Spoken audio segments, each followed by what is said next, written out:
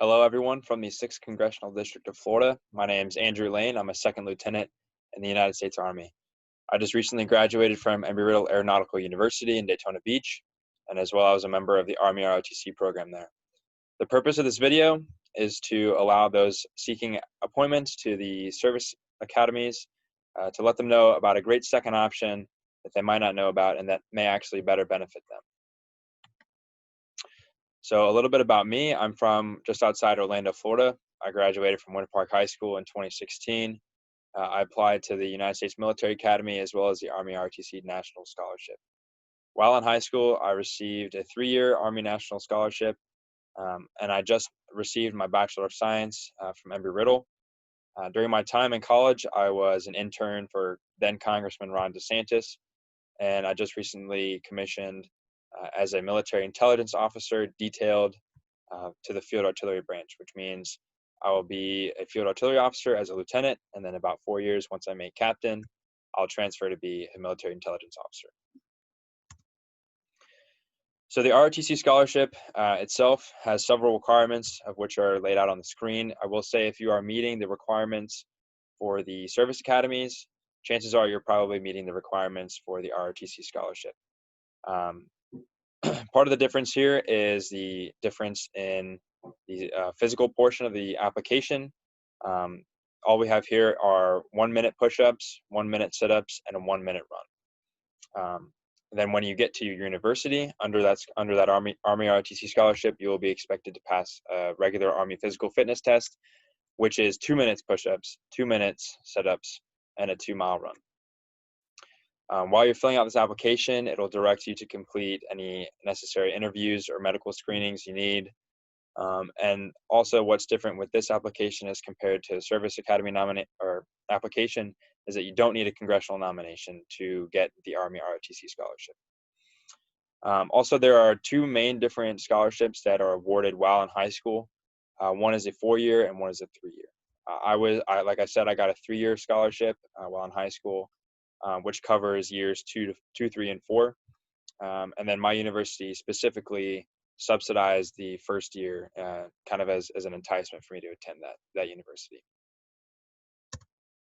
So the application deadlines are on the screen. The main thing here is to get your application in as early as possible. That's because if you get it in before that first review board, then the first review board will look at it. If you don't get it then the second will look at it, and then the third will look at it. So you have the option of your application being looked at 3 times by each review board.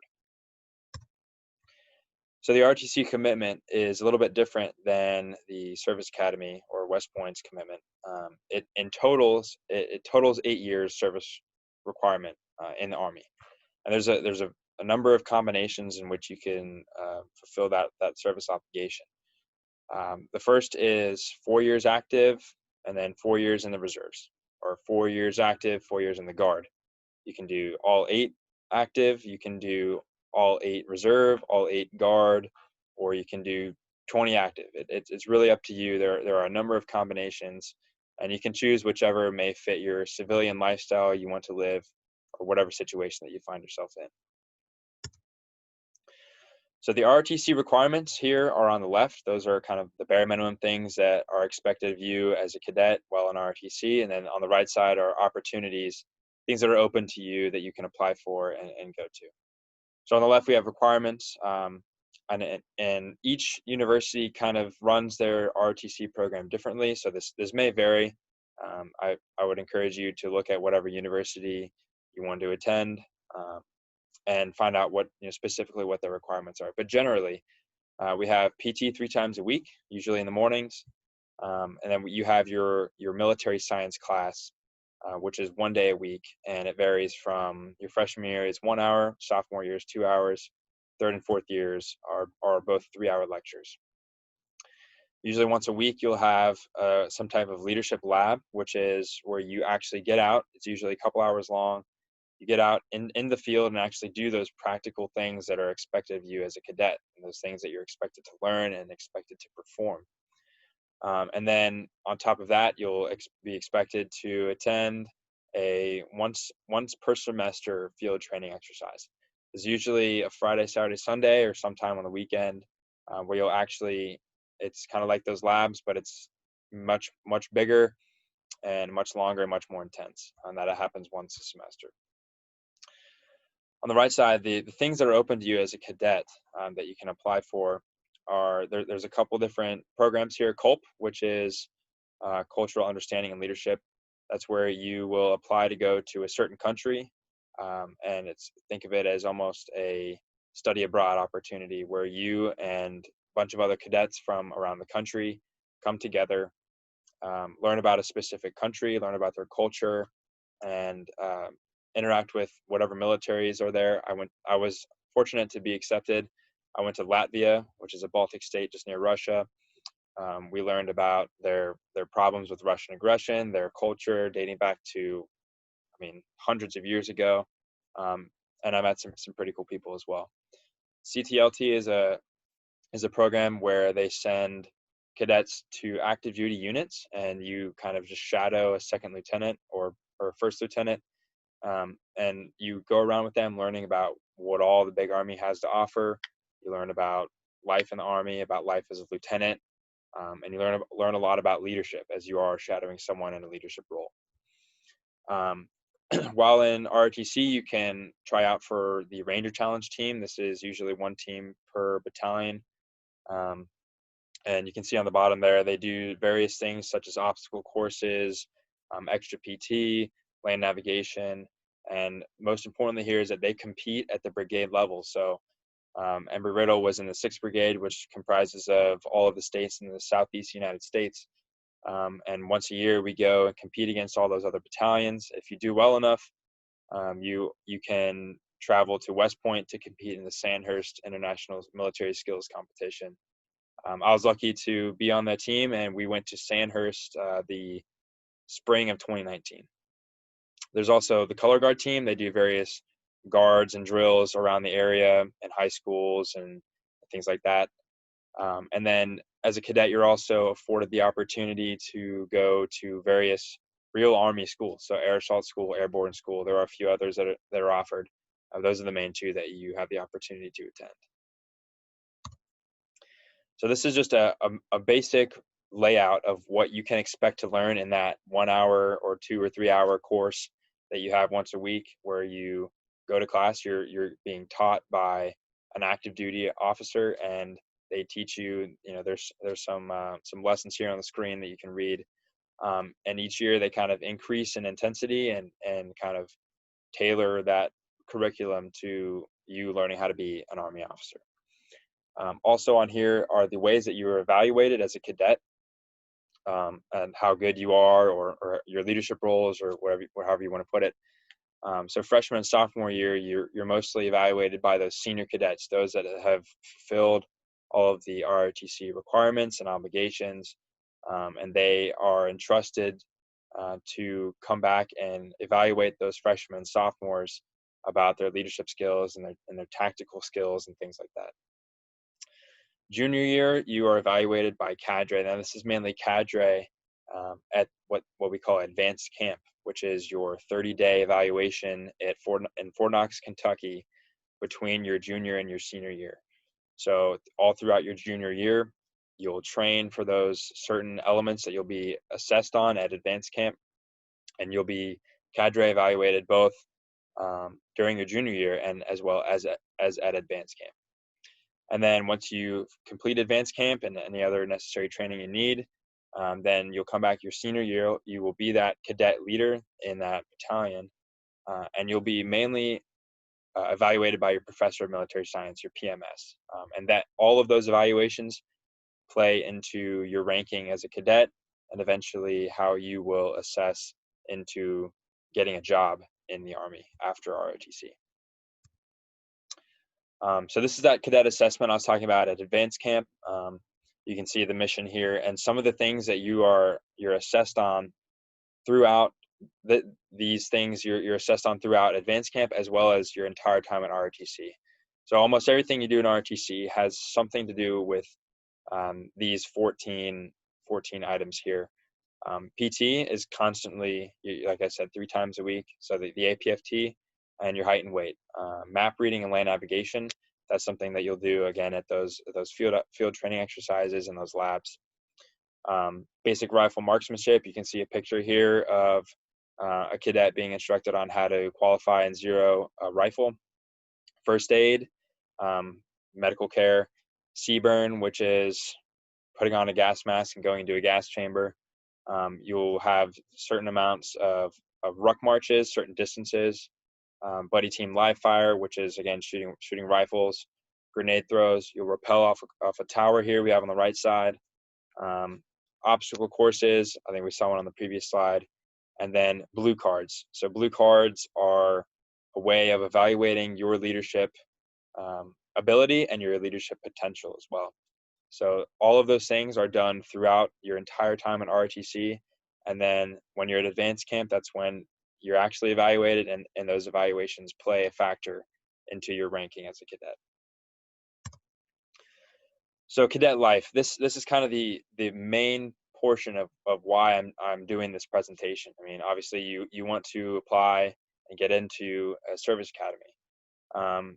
The nature of service academy is that it's very disciplined, it's very rigorous, and it's very hard to get into. So on the off chance that you do not get into a service academy and you need to find a second option to fulfill your wish of becoming a commissioned officer, this is it. So these bullet points here are some key differences between the ROTC cadet life and the military academy cadet life. So freedom of academic discipline. As an ROTC is nationwide. There's not just one school like there is in the military academy. You are free to apply to whichever university you want to and major in whatever discipline you want to. I've met lieutenants here that have majored in things from nuclear engineering to creative writing. So there's a tremendous freedom to pursue whatever academic discipline that you want to. There are ways to get more acclimated into the university culture through fraternities, sororities, clubs, whatever your university has to offer. And each of those is going to be different at each university. The weekends you have free. I know at most service academies that's not the case. You can travel wherever you want. If you're close enough to home, you can go home for the weekend, whatever suits your needs.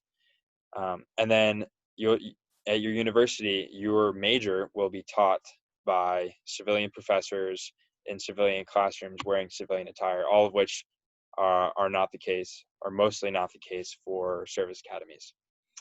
And then your choice of housing. I know that at West Point, all 4 years, you're required to live in the barracks, the dorms. And as a cadet in ROTC, you can live in the dorms. You can live off campus in just a regular apartment. You can live at home, try to save some money, whatever. You have the freedom to choose however you want to live your life. And then a car. I know it doesn't probably seem like a big deal right now, but having a car, I know at a lot of service academies, you're not allowed to have one, which means you're not allowed to travel. You're not allowed to go off of post. So that's a big deal. And then job and internship opportunities. So I actually got an internship with Congressman Ron DeSantis during my fall semester. So I would go to class, and then I would go to my internship, and I could do that all while being an ROTC. That's something that you'll probably not find just due to the rigorous nature of a service academy. If you need to make a little bit of extra money on the side, you can get a job. However you want to spend your free time is totally up to you.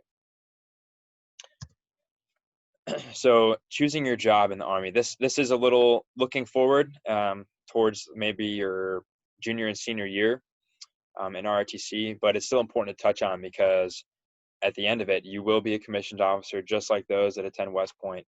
And this is kind of the rubric in which you are graded as a cadet. So academic outcomes, which is basically, it's mostly your GPA and any other training that you've had in academics. So if you've had internships or something like that. So 31 points, which is if you look on this page, that's the biggest value. So the most weight in ROTC comes from your GPA. And then the second bullet there, that's basically describing if you have a really hard GPA, like nuclear engineering, then it will be weighted more than it will be, say, creative writing. So that is the biggest thing to focus on. That's what carries the most weight in ROTC. Next is your leadership outcomes. Now this is based on a series of evaluations. You'll get multiple evaluations while in ROTC, most of which come at camp. And then the ones that are weighted the most here are when you are a junior, your PMS, your professor of military science rating of potential. So that just basically means your lieutenant colonel, who is your highest ranking officer at your battalion, how well does he think you're going to be in the army? How good is of an officer do you think that I'm going to be? And then there's a series of other leadership outcomes here.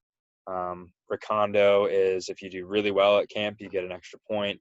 If you complete any other training, like those air assault or airborne schools, if you have full-time or part-time unemployment, and things like that.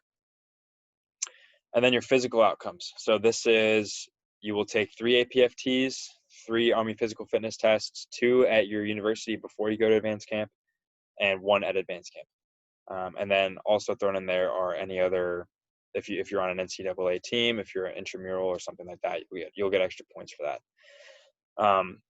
All of these points are aggregated and you get a total score. And each cadet is from, I think there's about 5,500 that are in the same cohort, the same fiscal year group, that all assess at the same time. So all the seniors, all 5,500 seniors in ROTC nationwide will be rack and stacked on a list from 1 to X, and whatever wherever you lay on that list will give the Army an indication of how good of a cadet you are, how much potential you have to be a good officer, and then based on that score, you'll put in your preferences to be one of these types of officers. So combat arms, combat support, and combat service support are the main 17 branches of the Army in which you'll list on your paper from 1 to 17 where what kind of job you want in the Army. And on that list I was talking about on the last slide, if you are within the top 10%, you get to pick your number 1. You get to tell the Army, hey, I want to be field artillery officer, or whatever it may be. And then on the right side there, you have specialty branches. So if you do want to be a nurse, or a chaplain or a lawyer, then you can pursue that application. There are some extra hurdles, some extra applications. I didn't go that route, but it is possible to commission directly as a nurse or as a chaplain and go to seminary, or commission and then go to law school or something like that.